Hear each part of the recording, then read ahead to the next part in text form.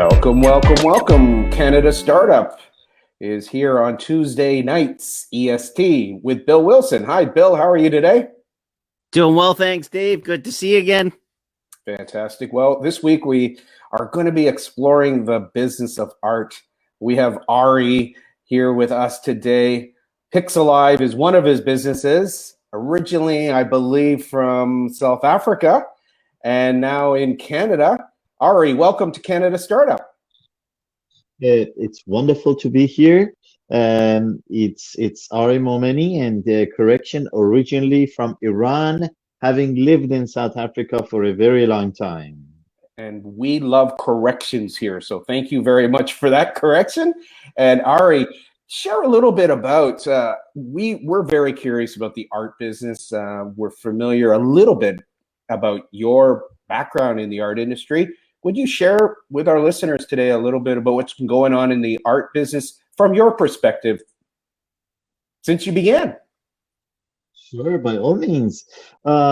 It's my involvement with art is really I own a fine art printing studio, so I provide high quality, large format prints for artists and photographers. So either we print photos or we do art reproduction pieces for artists. The business has been around for short of 10 years. Started in South Africa. It grew very big in South Africa and fairly successful. And then I immigrated to Canada 5 years ago. And one of the issues that I've been fortunate, one of the opportunities that I've had is that I sit on a board of a few different art organizations and art councils, and here in Ontario, and some online, and some from South Africa. And still I have my involvement with over 500 or 600 different artists. Some that we are in touch with on daily basis, some we work with, some we have joint art shows and so on. So I feel, and I hope I'm right in saying that I have a reasonable understanding in, in the group of artists that I work with, and some of the challenges that they have, some of the opportunities that there are, and so on. So art world is always exciting. There's always new things that are happening in the world of art. And these days, obviously, with the NFT, which I believe and I know it's a subject very dear to yourself and Bill, things are going to get a lot hotter and a lot cooler a lot more cool in the world of art. Well, that's a great little introduction. Bill, do you have a quick question for Ari about the art business or things that he's involved with in making money in art? That's one of the things we wanted to talk about, to invite anybody who visits today, who might be joining us for the Canada Startup, to ask questions. What would be a question that you would like to ask? So, Ari, for your customers, what age group are you dealing with for your customers? Primarily, I would say is 35, 40 to all the way to the elderly. So say sort of 70 and beyond. It's across the board. It's really anyone that needs a large format reproduction of a piece of artwork. But because we work mainly with corporate, I source artworks for corporate clients, larger clients, hotels, and so on. That age group starts from about 40 or late 30s all the way up. And what kind of art do you generally focus on? Is it more like,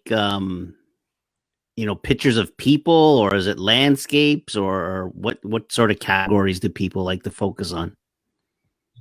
Wonderful question. And the answer to that is, as many people that's on the planet, there is as many different individuals and tastes. But what we see is, and Canada being the wonderful country that it is and is so diverse, I see different groups, I don't know if I should call them minorities, but the different ethnicities, different group of immigrants, and they all correspond with different things. So a lot of I notice a lot of immigrants, especially newer immigrants, they love family photos. They love to have their family photos produced and so on and so forth, of their parents and so on and so forth. A lot of the Canadian population on the whole, they like art. They like contemporary art, the art that is hot and is in, and we are blessed with so many artists that are so innovative. So there is no immediate quick answer to that. It's really across the board. Um, and then again, some of the art shows that we run, and we run a couple of those every year. Even during COVID, we ran some art auctions online that were tremendously successful. It's just the variety. It's extraordinary what you see. So that's, I hope that answered your question to a degree. No, that's great. I wasn't sure where, what type of things people like. So that's very cool. In running a business these days, Ari, an entrepreneur has got to be thinking of 1, 2, 3 different types of revenue streams. To run an art business like yourself right now, I'm hearing a couple of the revenue streams. Would you be able to share with our listeners and Bill and I just what are the different ways that an art gallery can make money? It's so I'll speak about that from the art gallery perspective at the end of what I'm about to say. But as an artist, which there may be some in your audience today, or this, there is a lot of, all of us, we know 1 or 2 or a couple of artists out there. Number one, and as much as we try to avoid it, or we may want to avoid it, is online. Online cannot be ignored. So artists, and this, in one of the art councils, we have over a couple of hundred, over 300 different artists. Sorry, I'm just hearing myself. Over 300 different artists, and some of them even are of an older age, but my focus there, being a little bit the younger guy, is to help everybody go online, be on social media, be visible, because the fact that some of you know, or all of you may know, online you just you have a different audience, and you have such a massive audience. Even here in Canada, I mean, I open, for example, our order list every morning. I open the emails, and we're getting orders from Nova Scotia. We're getting orders from Vancouver. We're getting orders from Dubai, California. So that, if you think about it, a couple of years ago was very rare, unless you had a tourist come from Nova Scotia to Toronto and visit your gallery and purchase something from you. Now we have inquiries from all over the place. So number one, revenue opportunity, or something that if anybody wants to spend time and energy, and almost you cannot go wrong. It's a matter of time. Everything is a matter of time. It cannot happen overnight. Is to build a successful online presence for yourself. So that's in one, not shell. So in a nutshell. Number two is, we all know selling is hard, and the biggest cost in any business is acquiring a customer. So when you have a customer, take very good care of them. Cherish your customers. Customer service is everything. And even though, the statement that your customer is always right, it means even though they may be wrong, you need to treat them as if they're right. Because I had a phone call yesterday. Someone said, "Oh, I saw your work, and they spoke, very highly of you, and I want to do this and that and that and that." I almost thought it's a joke. It was such a big project, and I'm trying to do my sales pitch essentially, and I see I don't need that. I got the job. Basically, the sale was done for me. The presentation was done for me on my behalf. So number two is, go back to your customers. there is a couple of reasons to go back to them. One, to make sure, how was the experience with them? Even if there was something wrong with the experience, you can always put it right, or you can try to put it right. Number two is to try and find new avenues. I don't really like to use the word upsell, but find new avenues that there may be opportunities to earn money. So if they bought something from you before, are they interested to buy something again? Are they interested to, sometimes we swap art, we trade art, with them, and so on and so forth. So do not underestimate the value of your existing client base. Take care of it, cherish it, and grow on it. Great. So thank you. And just very briefly, so not to ignore your question, with art galleries these days are hard,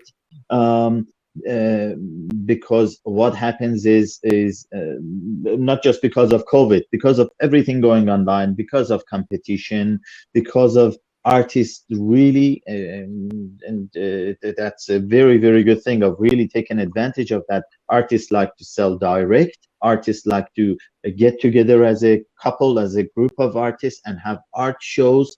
So kind of they are able to cut the galleries out. What happens is, that's where the gallery has the client base. If you have a strong client base, if you have a strong brand in the market, customers come to you for the advice.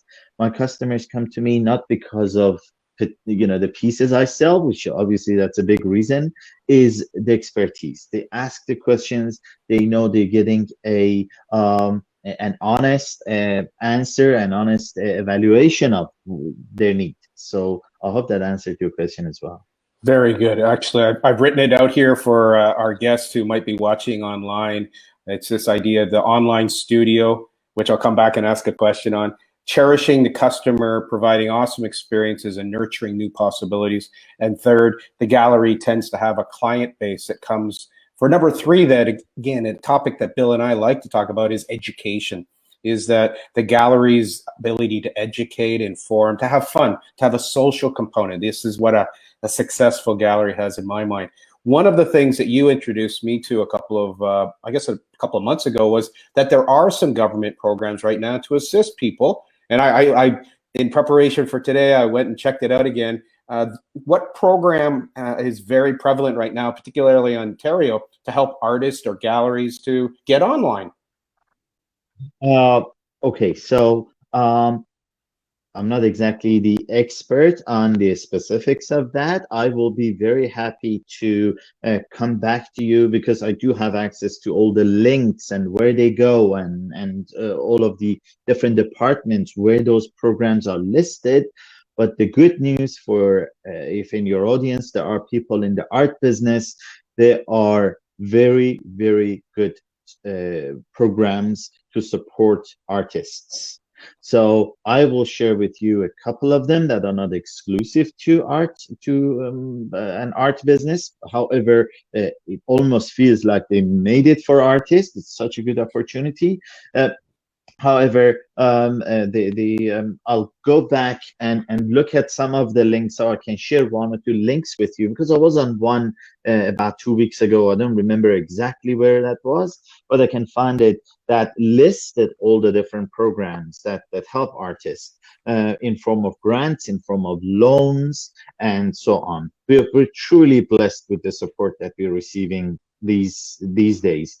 One program that I think you're specifically referring to is called the is a Government of Ontario and Google and Shopify. They've partnered together, and it's called the Shop Local. I think is the name of the program, that they build an entire website for you free of charge. And so all it is required that you need to have a corporation or a sole proprietor or a business, even a home-based business that is registered here in Ontario.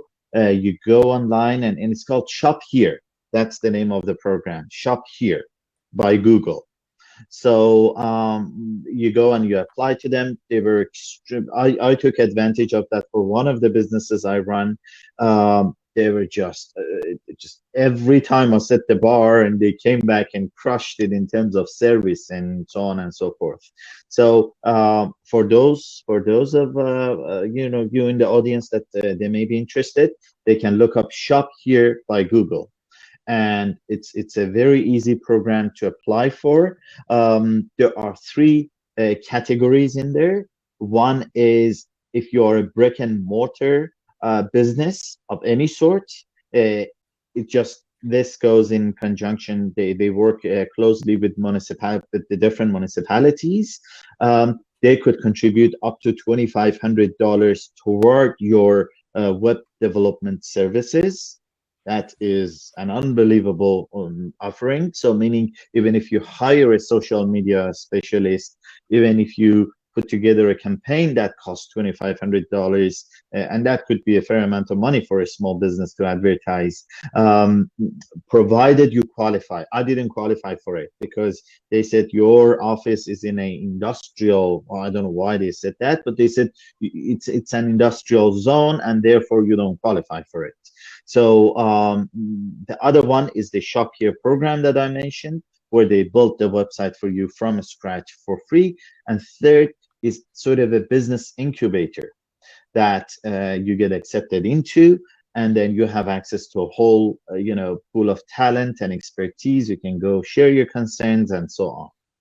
That's fantastic advice, Ari, and it is an invitation to everybody who might have a friend who's into art or is an artist or wants to get into the art business.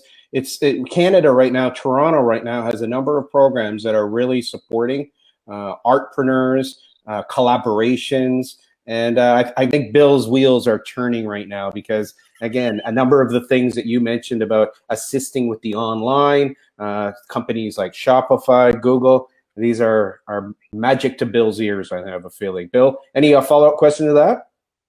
Well, I was just wondering, as an artist, what kind of team would they assemble normally? Like, because I'm sort of thinking, if I'm an artist, I just want to do my art. Because I know, like, Ari, you were saying that one of the challenges is, they're not used to sales, they're not used to marketing, and that's where you come in. So what's the feeling amongst the artists about assembling a team to develop their business? So historically, that job has been the art councils, that some have been around. So the one art council that I'm a member of has been around since 1940s. So we've had like 30 or 40 past presidents and some repeated, over these years. So like you mentioned, artists are good at producing art, at creativity, at pushing the limits when it comes to innovation and creativity and colors and so on, and cultural aspects of art. Seldom there are, and I know some fantastic artists that are also very good salespeople. Seldom artists are outgoing and strong with their network and so on and so forth. A lot of times they produce wonderful pieces of art, but not enough people get to see those. So that's where in terms of, as I said to you, traditional help has been the art councils. It's been a couple of artists coupling together and doing art shows, even solo art shows that people have been doing. And a lot of times, they do well because people that they are interested in art, like some of us are, or most of us are, you give credit to the artist. So you don't expect this hotshot salesperson to come and sell you this piece of art. All you need to know, you need to hear their story. You need to see what was their inspiration, and that's really what you buy. So when you buy a piece of art, you buy all that baggage, all that backing that it has in terms of this history and the story that the artist has when they produce that.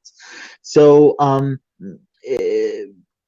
in some of the organizations I'm involved with, I have raised in a number of occasions that we need to focus on series of sort of beginner intermediate, advanced, social media training. So for those that they know the basics, they can just jump into the next level and so on and so forth. But really, I don't think anyone can question that our lives is going online, every day, more and more and more. And I'm not surprised if in a couple of years, if you're not online as an artist, you really don't exist.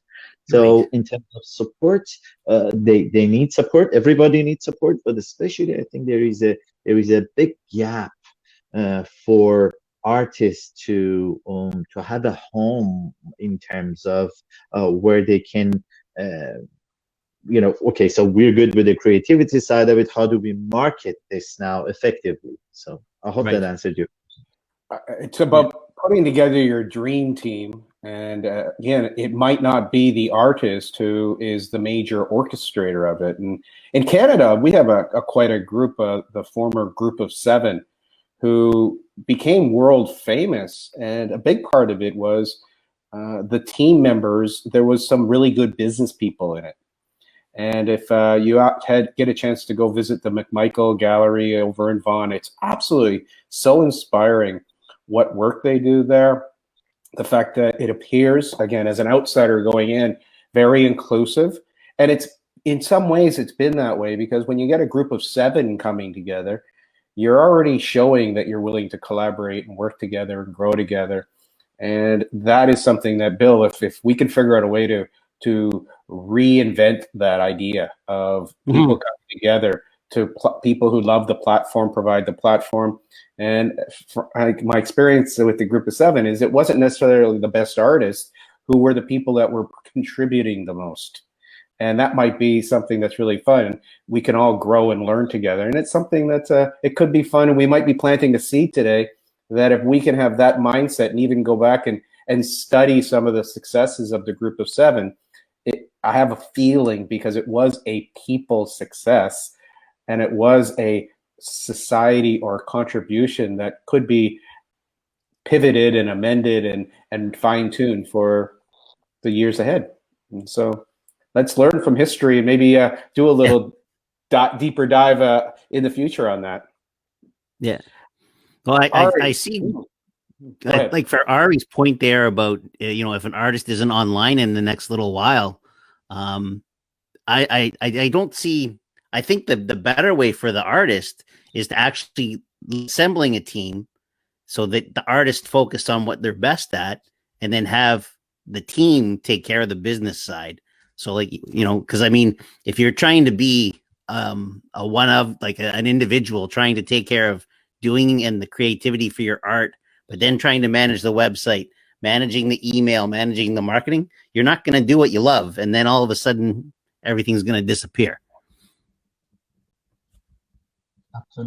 Absolutely. It's like in any business. I mean, if you're a good chef, you want to focus on cooking and you want to have, and that's very, very true in art. So in a nutshell, I see a lot of the artists, even the successful ones, it's either their spouse that's helping, it's either the network that's helping. You do need the support. So whether it's not only online, but in terms of your marketing, in terms of like David just raised, the grants that are out there in our organization, not my company, in the organizations that I'm a board member of, we have two dedicated people with many years experience that they just write grants. Morning till night, their job is to find grants and apply to these grants. We are a not-for-profit, so it's not really but it's for the betterment of our community. And so imagine if as an artist, you have a or someone that can go to that I apologize.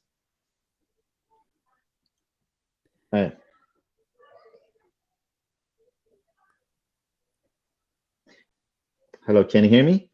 We can hear you here. Yeah, we can still hear you. I'm sorry, I had a call coming in. I should probably put this on airplane mode. Yes, so the support structure is very, very important to any business, to any art business, to any individual artist. And as I said, art councils try and do that in the traditional format. I have got a business that I'm working on is nearly there. That is a similar. It's a marketplace for art that we sort of bring different artists. We write bios about them. We feature them on this platform. Um, we list their artwork. We produce videos of the latest artwork that they've created, and so on and so forth. And I've just whispered that to a few people last year, and everybody is like, Ari, where do we sign up? This is our visa number. Where do we start? Really, really to that point. So I had the one artist that I probably shouldn't have told her that I'm going to start something like this. She was so enthusiastic. She spoke with her network, and she said, everybody in the network, in my network, they feel there is a need to access this marketplace. Marketplace is not the right word for it. Let's call it an online gallery where we feature different artists. Each artist has their own platform over there, which includes their bio and their past projects, the sold artwork. They can sell artworks off of this platform and so on. And it was extremely well received. So yes, back to you, Paul, on that question. Let's move to the next little question, which is an introduction to alternative investments, investing in art. Ari, share a little bit with people on what are 1 or 2 or 3 ways that people can invest in either traditional or non-traditional art. Okay, in terms of traditional art, that's if I can be brutally honest, and that's not my forte. So one quick answer I like to, one quick feedback is just be very careful and do the due diligence, and be very, very careful about how you do that. However, when it comes to new ways of investing in art, the whole issue of NFT, is turning this game on its head. And even though it's in its infancy and it's in early days and so on, we are going to hear so much about this, and we're already hearing so much about it. But our lives, especially my life in the world of art, is going to turn upside down without a doubt. Well, I guess that was the answer to my second question. So I'll jump to the third question, the new frontiers, which I know Bill has a few questions on the world of NFTs. Bill, again, you've been studying it for less. Explain a little bit again what NFTs are for our audience. So, do you want me or Ari? Yes, Bill. Oh, okay. It's a non-fungible token. So essentially what it is, it's a digital way that somebody gets a verification that they have a unique piece of, well, I guess art in this case. And I guess the stuff that we're starting to like about it is when you buy the old school way, if you buy the piece of art, the artist gets paid once and that's it. Going forward with this new way, as it's sold multiple times, he's still getting a little piece of that action. So extra, again, a new revenue stream for the artist if they choose to pursue that route. So it's very interesting. And I'm going to play a little clip and get a response from each of you. Let's just see if this technology is with us today. And so we just click on that. And then this is from today's CNBC. And it says something is a unique code. It doesn't want me to use it. All right. So that was a code to talk about today. There was an announcement online, $2.8 billion for a joint venture between Top Cards and the NBA. And this is, again, a platform where they're going to be able to buy and sell video clips of basketball players slam dunking, taking shots. And right now, the rich and famous in the basketball domain are buying and selling each other's clips and that is starting the market, and it's really creating a buzz in collectibles. Bill and I had a little chat about collectibles, hockey cards. It could be different types of trading cards, Pokemon cards. These are all different things that are now going on to the blockchain, primarily Ethereum, as a way to track and to certify and to verify. And that's a whole new world. Ari, share a little bit from your perspective. What's an opportunity and perhaps a pitfall of NFTs? Okay, so the only pitfall, well, there is a number of pitfalls. If I may start with the pitfalls first, is that comes to mind is this is very, very new. This is for even the advanced players in this, they are experimenting. They are playing, even though numbers may look big, may look in multiple, multi-million-dollar deals, a couple of $100,000 deals that you may hear. Still, this is in its absolute infancy, and it's going to change so much until it comes to some sort of a stability, and even the definition of this is going to change over time. So at this point, I hope that your audience is partially familiar with what the NFT is, or they have some idea, or they may have heard about it somewhere. Is all about this exciting, cartoonish / storytelling digital art, videos, music, and so on that are being traded at this point. So even very high quality conventional art is available on the platform, but is not succeeding in the platform. So if you have a painting that is absolutely gorgeous, even by a known artist, if you put it in the NFT market at this point, is not going to really, break any new grounds or anything exciting at this point. But that's all going to change, because one thing I like to add here is NFT is going to become, at the very least, is going to become a great way for artists to put their name on a piece of art. So essentially, register that piece of art to their name. And right now, there is, if you're an artist, outside of your circle, outside of your website, outside of, very limited legal means, you're restricted in how you can say, okay, this is my piece of art. And if somebody's going to try and copy that piece of art from you, there is a long legal process. There is a process to go through, and luckily in Canada we're blessed with sort of a I hope that we have a better, legal system to follow on those on the issues of copyright and that. But that's very dense. But if it's online, and if it's digital, and if there is a token against that piece of art, and is digitized, and Google recognizes it, and all these platforms recognize it, then that for artists in itself is going to be of tremendous value. So second to that, what Bill mentioned is, for the very first time, is the artist, apart from the name recognition, that they will know this piece of art was created by me, and it will continue to have my name on it as the sort of author, creator, producer of this piece, is that they are going to be getting a piece of the action. So as an artist, then again, I don't know if you're in your audience, if anybody has listed or created an NFT up to this point, you decide that what is that percentage, what is that portion of the activity that is going to come to you. I think the base is 10%, Bill, if I'm not mistaken. You can't even go less than 10%. I've always seen 10%, yeah. So it looks like 10% is the modest number. So it is 25%, etc., etc.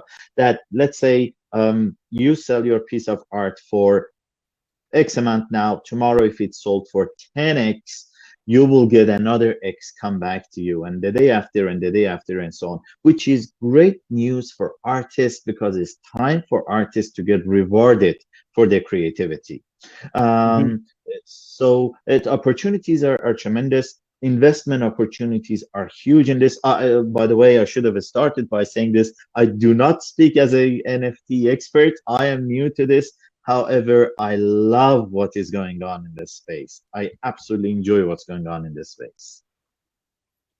But to bring you a little up to date on a couple of conversations we had, because like so much with the new technology, my son has been leading the way for me in my education, introduced me to Bitcoin, introduced me to Ethereum, is managing some money now, and it's been quite an adventure. He introduced us to NFTs. He bought his first NFT, invested about 500 equivalent Canadian dollars because he's been making some money with his Ethereum. And he's now put me online. So there's Dave Art. He took some of my beautiful art that I've been doing lately. The latest has been things like this. I've been doing a little art as part of my therapy, as part of stress for men. It's little pieces that are an expression, yet it's something I'm really encouraging men particularly to explore their inner artist and allow it to be expressed with painting or poetry or pencil. It can be really wonderful, and I've been finding it humorous. And even my mom at 81 decided in the last 3 weeks to first start doing some painting, and that's the first time ever that she's doing it. So I'm inspired by the opportunity to talk about it today. I'm thankful Ari's here as while he's not an expert, he's definitely got experience in the industry. Bill has been exploring his technology side with Doodly, which is a form of art, which is different ways of investing lately. He's been going through understanding financial literacy and making some of his first investments. By the way, I should ask, how's that going, Bill? Any new pickups on the stock market lately? Nothing yet. Nothing yet. So this is something that we're bringing together in Canada Startup, because as an entrepreneur, as a business owner, we're really inviting people to elevate their wisdom in financial literacy, knowing what's going on in a business and not being aware of financing opportunities, alternatives like what you've shared with us today, Ari, that government right now, there are a lot of opportunities to tap into some cash flow, some investments, and not being with your head up, asking questions, exploring. You're missing out. And that's, again, such a beautiful thing if you have a team around you, or you're collaborating with people, or you're finding best practices. And that's one of the things that I've really noticed, is that having somebody who might be a teenager on your team to do the research can really open a lot of doors. Having somebody who might be 75 or 80, who's got 40 years experience, who has perhaps relationships that can be nurtured and developed, is a great part of having on a team. And it's the type of team that an artist could really benefit from. And if we even as a group come together and provide some of those insights, distinctions, resources, we become a resource base. And that's a key word right now, is that there are so many resources available here in Canada. And if you're waking up every day and you're feeling you're all alone, you don't have anyone to talk to or bounce ideas off, that's what Canada Startup, Brampton Skills Clinic, Lead a Pedal podcast, radio station, has been collaborating with to share some best practices, bringing people together to talk about this.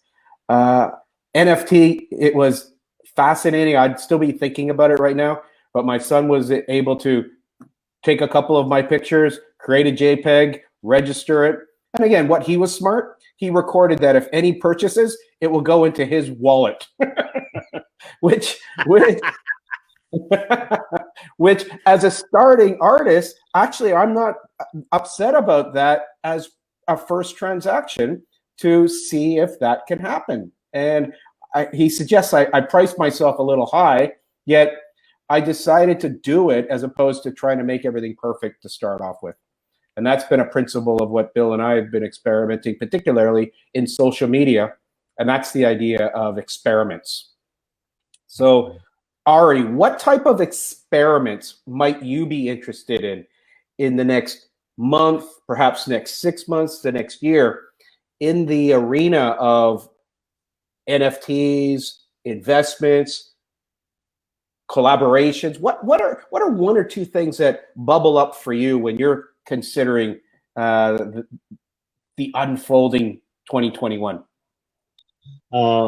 Like you mentioned, the same thing. First of all, experimenting, being in the space, learning about it, reading about it.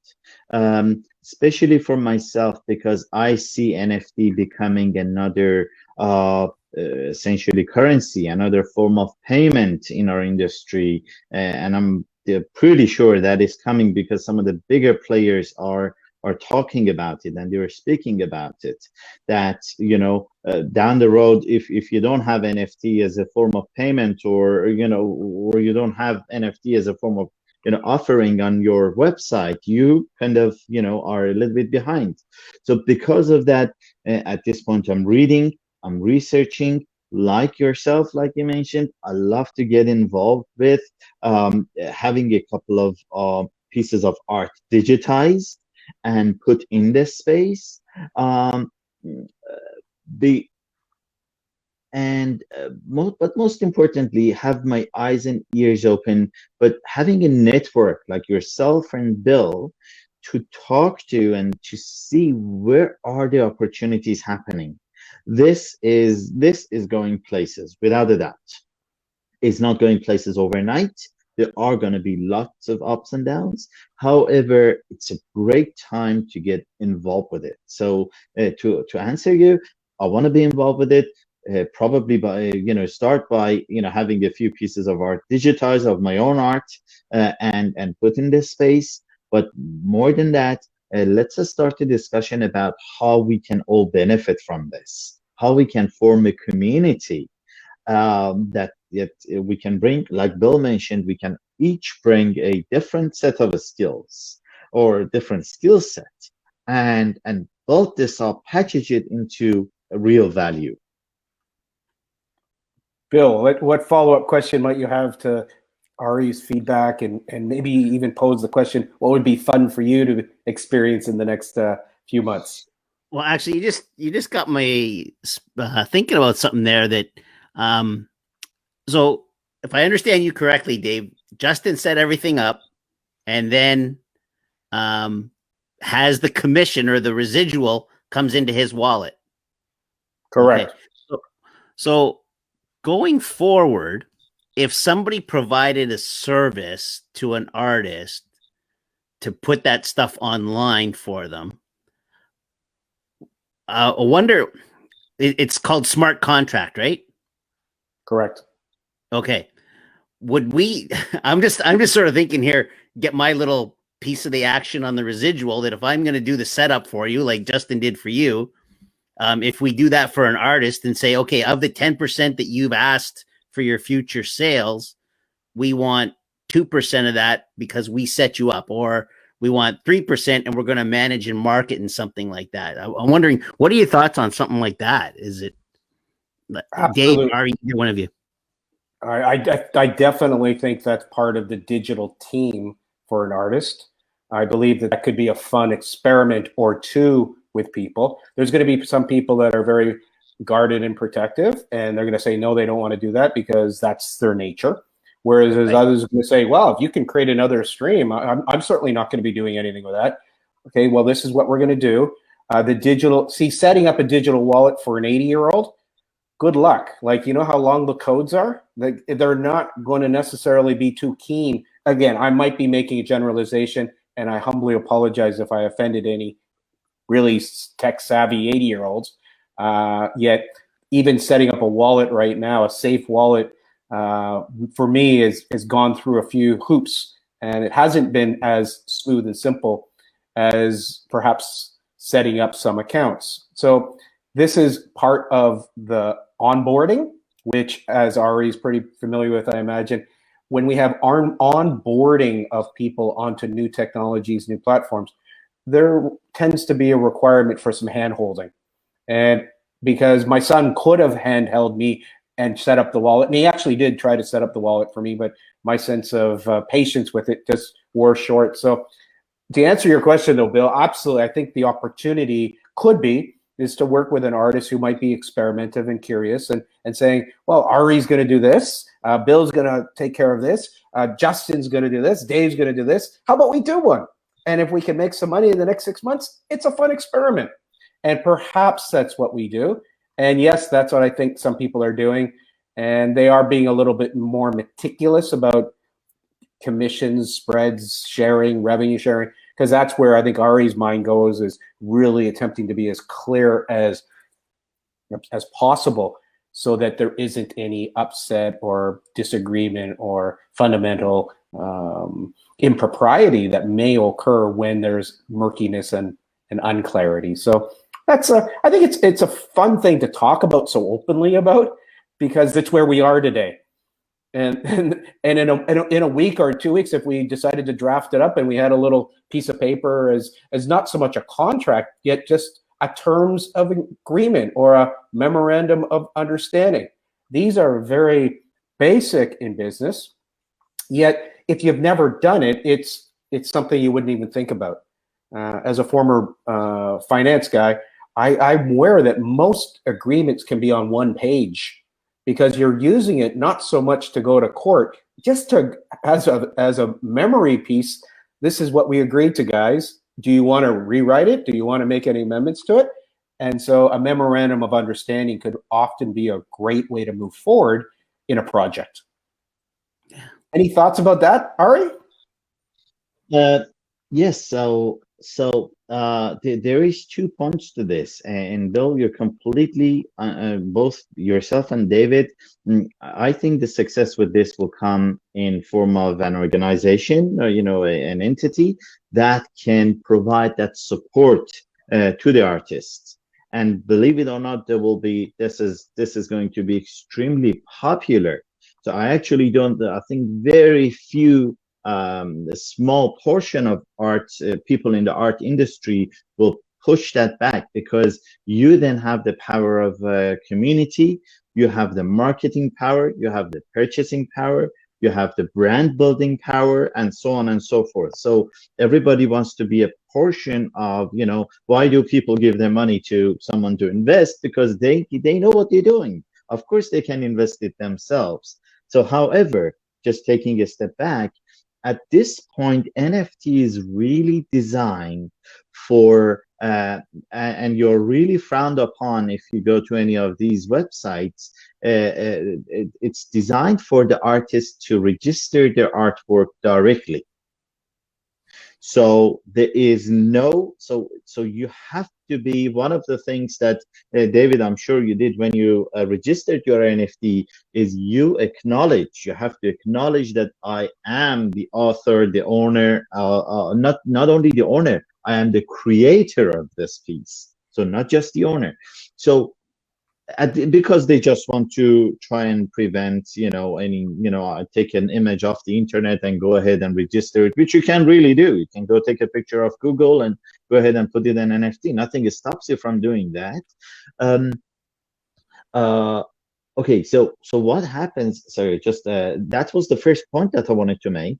At this point, they want the artist to be but that's going to change purely because of the logistics. I don't think this will be possible. And number 2 is one of the big organizations. I just remembered, I lost my train of thought.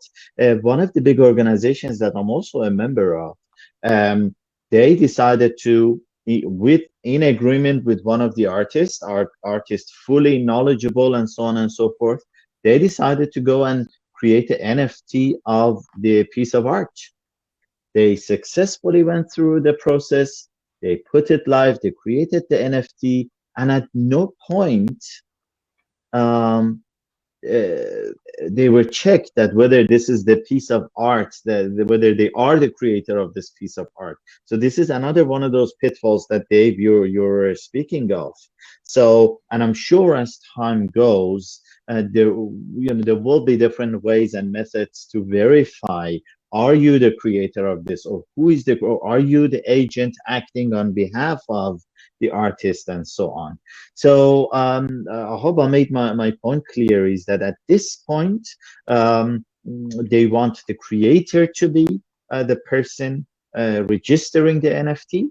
But I'm very much hoping, and I strongly believe that that's gotta change. It's not a sustainable model. That's, you know, it's not scalable. Let's call it that way. Well, what we've seen in case studies is the recent couple of weeks, the $69 million deal, which was done in collaboration with Christie's. Christie's, again, being a leader in the field, and they wanted to be part of it. And they were able to take a piece that was $6 million sold in a transaction sort of the week before. And when Christie's marketing power came, it was sold for $69 million.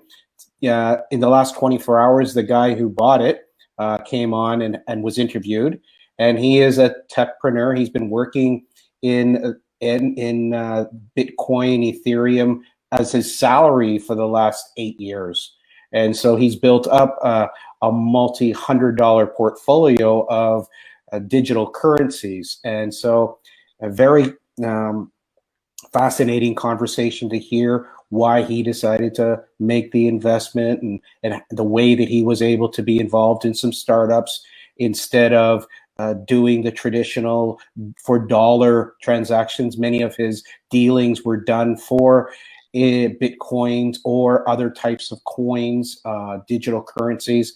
And so he had been buying and selling. And so he wasn't, when they asked him, well, how much money do you originally start with?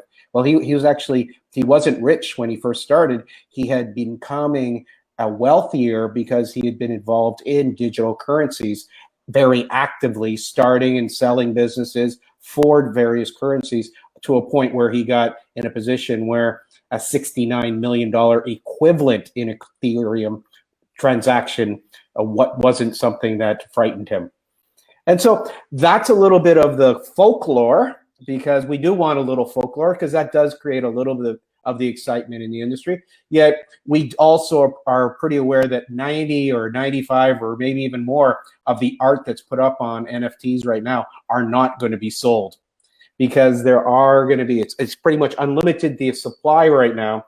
Yet it will come down, I think, Ari, to what you experience in the art world, is it does require some branding. It does require some supply and demand. It does provide an opportunity for cross-pollinating across investors and speculators, and creating a story.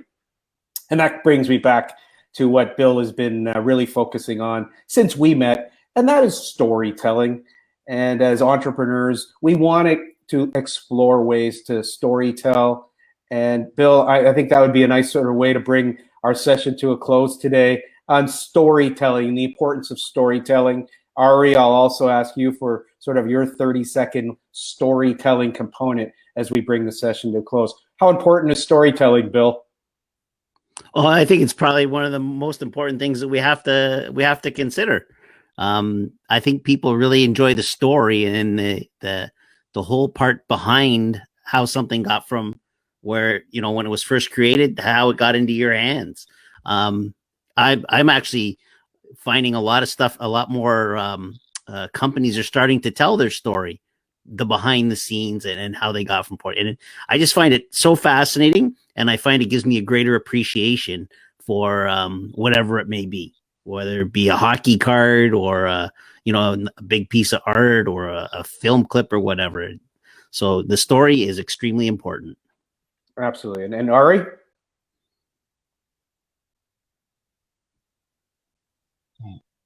What would you like to share about storytelling in business or in life?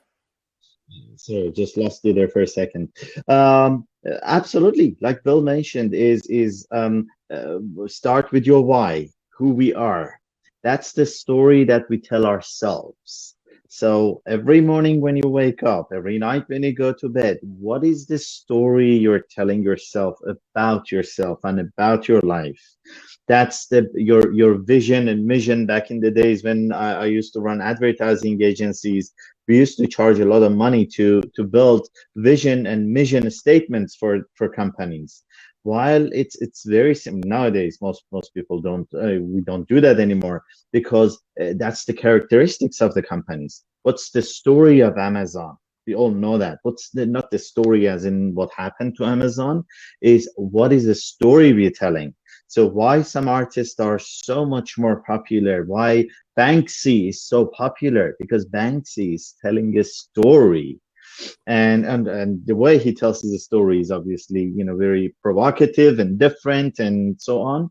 But so if you don't like what's going on in personal life, in business, change the story. What's the story you're telling yourself? Beautiful, Ari. That's a nice way to bring it to completion. Today, our special guest has been Ari Momeni, founder and artistic director of Pix Alive. It's been great to have you on Canada Startup. Bill, thank you so much for joining us again.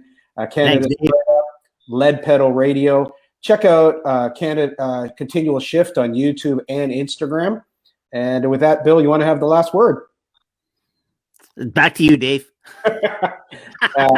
Thank you so very much, Ari. Appreciate your time and your energy, and continued success in the art world and bringing beauty to the planet. Thanks so much. Thanks, guys.